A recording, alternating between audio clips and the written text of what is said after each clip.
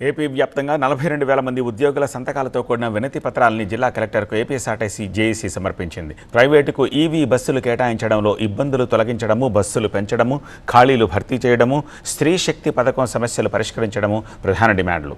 ఎండీతో జరిగిన భేటీ సానుకూలంగానే సాగిన మౌఖిక హామీలకు డ్రాఫ్ట్కు మధ్య తేడాలున్నాయని, వాటిపై మళ్లీ చర్చిస్తామని జేఏసీ కన్వీనర్ చెప్పారు.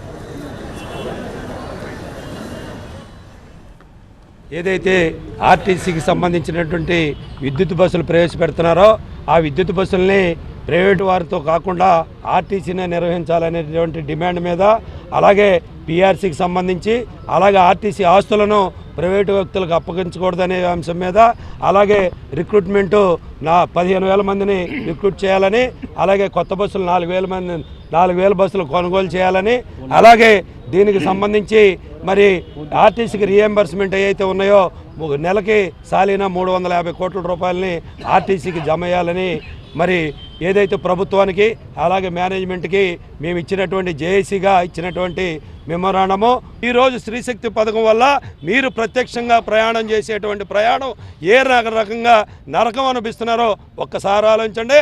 డ్రాఫ్ట్ ఒకటి ఇచ్చారు, ఆ డ్రాఫ్ట్లో మాట్లాడింది ఒకటి, డ్రాఫ్ట్ ఇచ్చింది ఒకటి. మీరు ఇచ్చినటువంటి డ్రాఫ్ట్లో మీరు ఇచ్చినటువంటి నిర్ణయాలు, హామీలు అవన్నీ కూడా డ్రాఫ్ట్లో పొందుపరచలేదనే విషయాన్ని ఎండీ గారి దృష్టికి తీసుకెళ్లి వాటిని సరిచేసేదాకా కూడా మా పోరాటం